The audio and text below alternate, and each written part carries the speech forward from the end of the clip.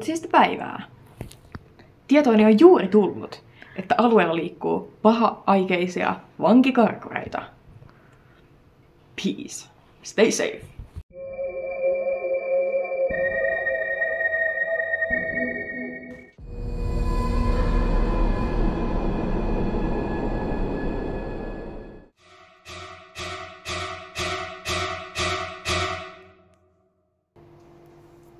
Hei, kuka sä oot? Siis mä kuulin sen uutisen ja mulla ei ole mitään paikkaa minne mennä, mun auto just hajos, niin saitinko mä mitenkään pysyä sun luona?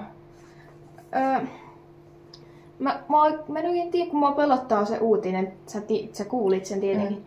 Mut sä vaikutat tosi mukavalta ja jos sulla on mitään paikkaa, mä tietenkään halua, että sä oot jotenkin vankikarkureiden kanssa. Joten tietenkin sä saat jäädä.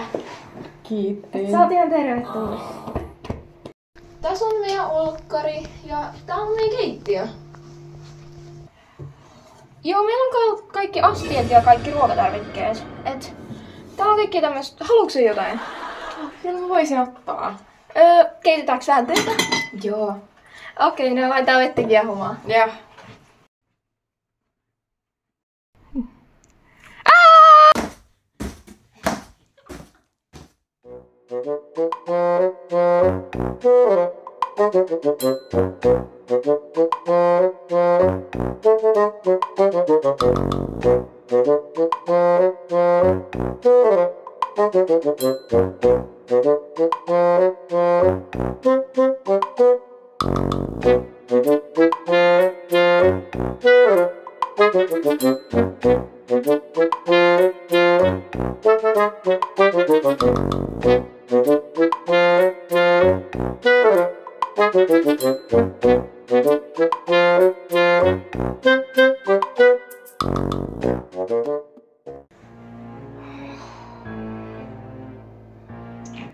Moi!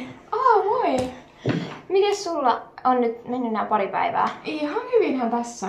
Joo, siis kun mä en oikein kuullut noista uutisista mitään niistä vankikarkureista, niin mä mietin, että pystyisikö se jo niinku viemään sun auto sinne autokorjaamoon, että pääsit niinku omaan kotiin, koska ei varmaan mukavaa olla tuntemattoman kodissa, varsinkin kun on tämmöinen niinku tilanne ja pelko täällä syvällä sielussa, että kyllä mä ymmärrän, että tietenkin sä haluat lähteä ja on ollut tosi mukava sun kanssa, että mitä sä oot mieltä?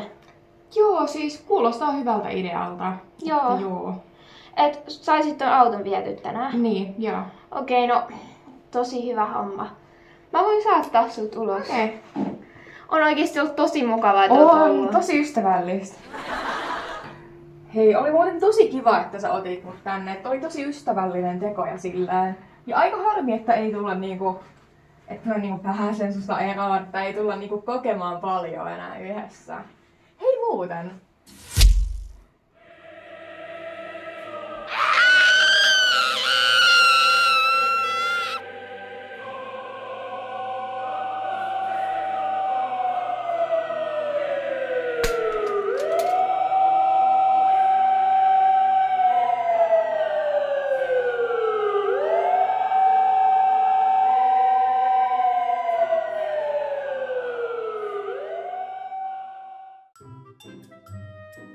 Astiat ja vittu en mä voi avata tätä tietenkään, koska se peittää kameraa. Miten pentuiksi menee?